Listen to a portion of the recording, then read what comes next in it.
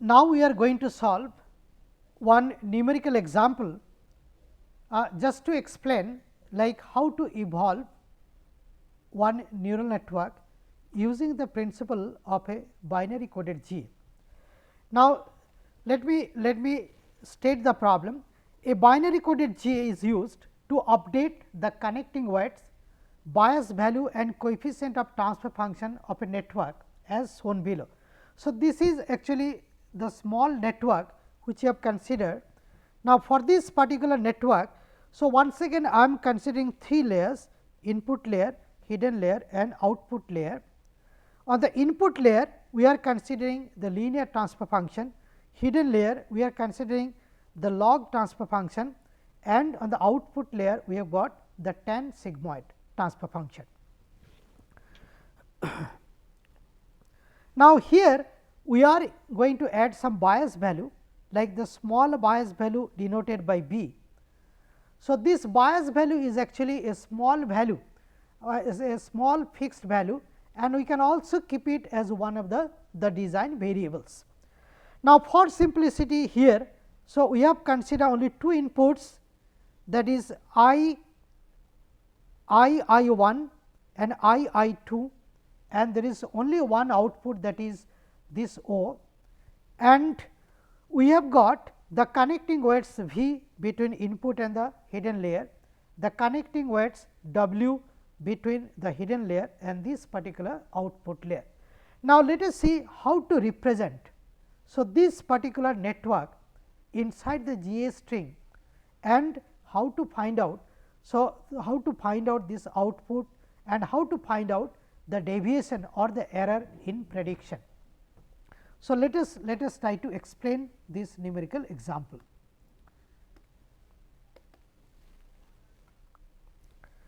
Now, as I told that input layer we have got the linear transfer function, and on this hidden layer we have got the log sigmoid, and on the output layer we have got the tan sigmoid transfer function.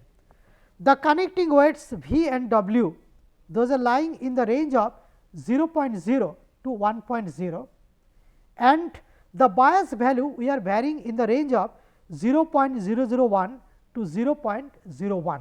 So, this is the range for the bias value B, these are the range for the connecting weights 0 and 1, and these are the transfer function, and the coefficient of transfer function, that is this particular A 1 and A 2. So, they are lying in the range of 0.5 to 2.0. So, let us see like how to code inside the GA string and how to find out how to get this particular the output for the set of inputs. Now, this table shows actually the training scenarios. Now, for simplicity here we are going to show only one training scenario, that is input I 1 is 0.6, input I 2 is 0.7 and the output is 0.9. Now, here we will have to note that this particular output I 1 and I 2 are given in the normalized scale, but if it is given in the real scale, so we will have to convert to the normalized scale, that is a must. Now, here, so these are in the normalized scale and this is actually the target output. Now, the GA string will look as follows. Supposing that I am going to assign 5 bits to represent each of the variable like V 11, that is 10110, then V 12 01101. Similarly, all the V values, all the W values, then the coefficient of the transfer function, that is A 1 and A 2 and the bias value. So, we have coded in this particular the GA string, and once you have coded in this particular GA string, so we know how to find out their real values. Now, let me discuss, this is just like recapitulation. So, the substring 10110 is used to represent the V 1, the decoded value we can find out, we know how to find out. The real value V 11 is nothing but V 11 minimum V 11 maximum minus V 11 minimum divided by 2 raised to the power 5 minus 1 into decoded value. So, you will be getting the real values. Now, using this linear mapping rule, so we can find out what should be the real value. And what is the aim of this numerical example? Aim is to find out what is the deviation in prediction. Now, if we see this particular table, now corresponding to this serial number 1, that is V 11, this is the binary string, the decoded value, the range, and this is the real value. So, similarly we can find out for this V 12, V 13 and so on, and for all such these design variable. So, I can find out the binary string, the decoded value, their respective ranges and their real values we can find out.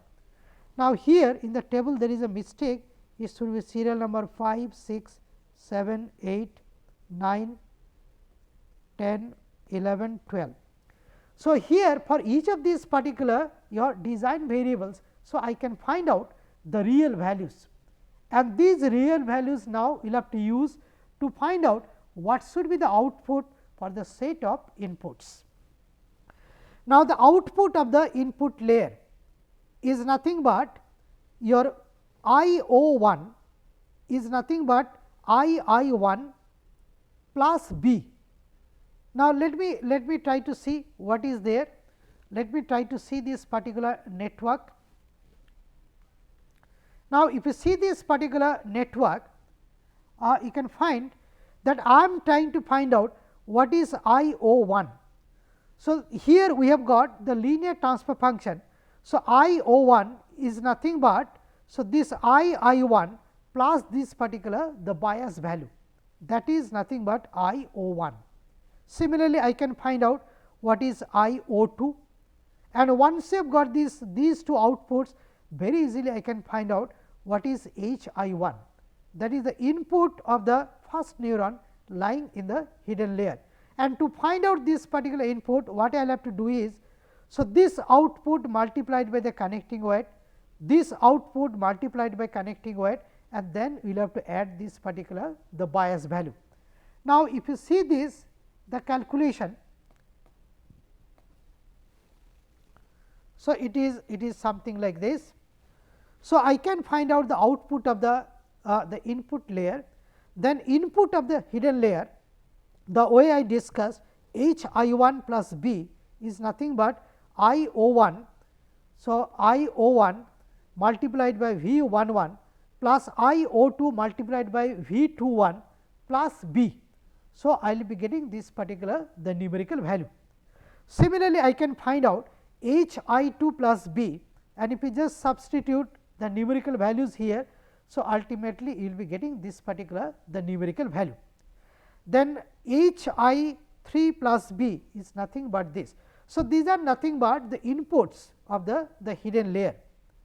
Now, on the hidden layer we have got the transfer function, that is we have got the log sigmoid transfer function, and using this log sigmoid transfer function.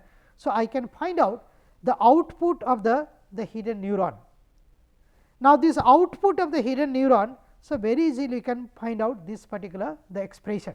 Now, if you see this particular the mathematical expression for this. So, if you see that,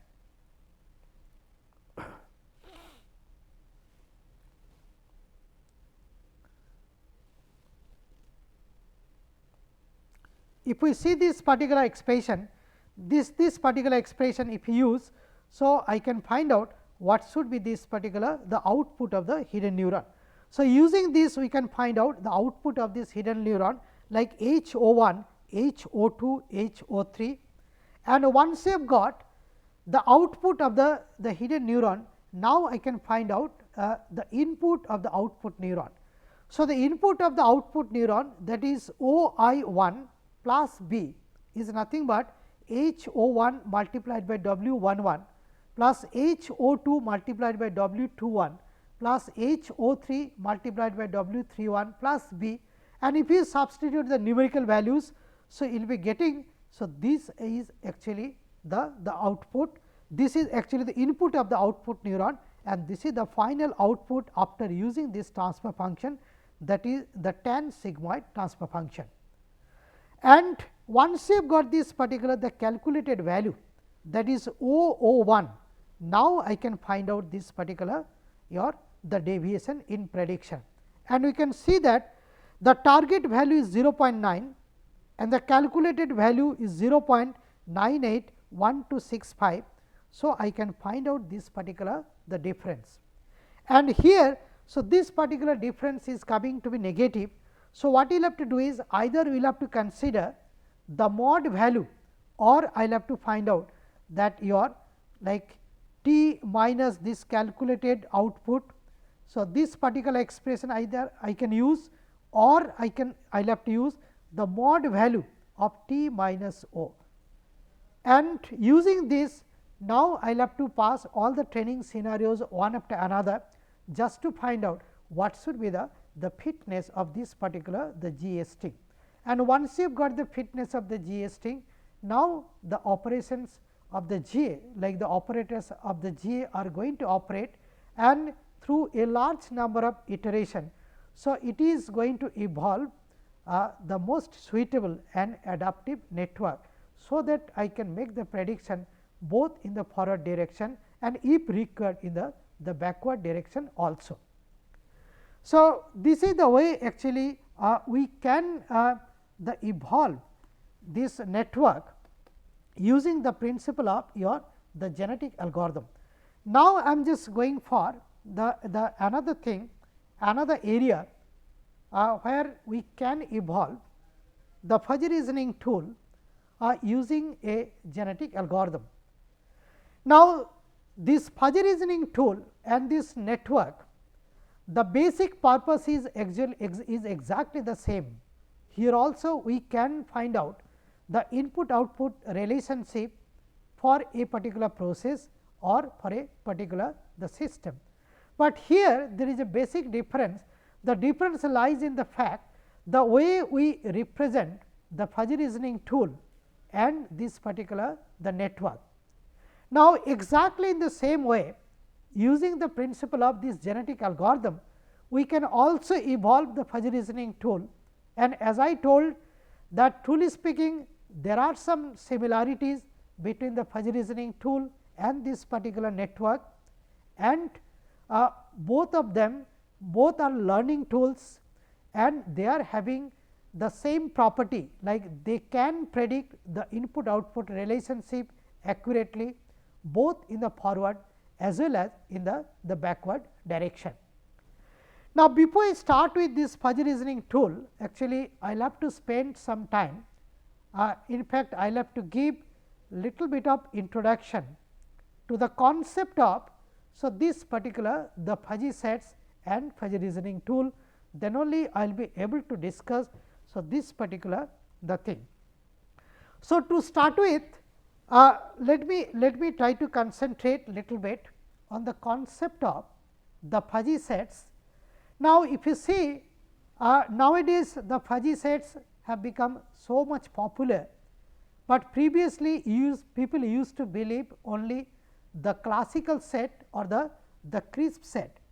So, the classical set or the crisp set is very old, and people used to believe that particular classical set or the crisp set, and they used to think that it is the classical set which can tackle different types of uncertainties in this particular the world.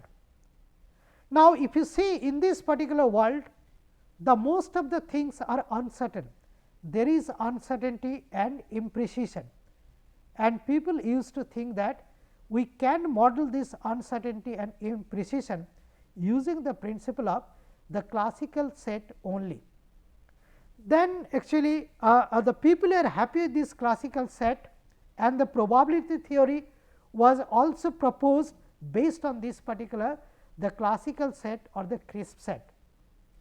Then in the year something happened, that is 1937, one American philosopher Max Max Black, actually he gave the concept of fuzzy sets, and the moment he gave the concept of fuzzy set, he was opposed by the traditional mathematicians who used to believe only the crisp set or the classical set. Now, Max Black actually he stopped, then after a few years around 1965, Professor Jade from University of California, USA. So, he reintroduced the concept of this particular the fuzzy sets. Now, if you see the fuzzy sets, now according to Professor Jade, so actually there are some uncertainties which can be tackled using the principle of the classical set or the probability theory, but there are a few which cannot be tackled using the principle of this particular the crisp set or the classical set, and he gave or he introduced the concept of this particular the fuzzy sets. Now the fuzzy sets are actually sets with imprecise boundary. So, there is no boundary here in this particular the fuzzy set. Now, let me take one example. Now supposing that like I am just going to investigate the technical universities in this universe. Now, if I just tell you that can you please find out a set of technical universities which is having at least 10 departments each. Now, if I see the universe of discourse, supposing that this is nothing but the universe of discourse is denoted by capital X. Now, if I tell that can you please find out a subset of technical universities having at least 10 departments. So, there is a possibility throughout the universe. So, might be I will be getting a few such universities and I will be getting one set something like this. Now, this set is having the well defined boundary, and this is nothing but the classical set or the crisp set. Now, I am just making this particular the question bit difficult. Now, second question is can you please find out a set of technical universities having at least 10 good departments each. The moment I use this particular adjective the good, the problem becomes much more difficult, and in fact, the way Mr. X will define good, it may vary from the way Mr. Y will define. So, there is a variation of the definition, and that is why for this type of definition, if I just try to add this particular the good. So, it is bit difficult to answer and it will vary from person to person. So, we may not get a set which is well defined set, and there is a possibility say you will be getting one subset having this type of dotted boundary, and this particular dotted boundary means it has got no fixed boundary, and this is nothing but a fuzzy set. So, by definition fuzzy set is a set having no such well defined the fixed boundary. Now, let us see how does this particular fuzzy set can help us. Let me take one very simple example. Now, the example, now before I take that example, let me tell you once again, the moment you add this particular the word the good, I am injecting some fuzziness and the problem becomes much more difficult, because how to define this particular the good department, and this particular definition will vary from person to person. So, I hope you understood the difference between the classical set and this particular the fuzzy set. Let me take another very simple example.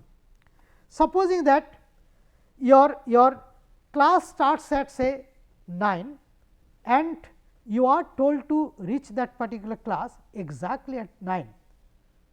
Now, here, so this shows your 9 a.m. Now, a few students will reach the class exactly at 9. So, this is exactly at 9. A few students may come before 9, say might be 8:55 or 8:50 something like this, and a few other students will come might be 5 minutes past 9 or 10 minutes past 9. Now, so this is your 9:05, this is 9:10, this is 8:55 and this is 8:50 am.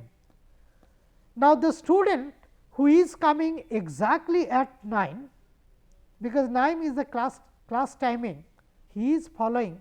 So, a set which is nothing but the crisp set, the crisp 9, and the students who are coming say 8:50 or 8:55 or 9:05 or 10 minutes past 9, they are following another set, and that is nothing but the fuzzy set.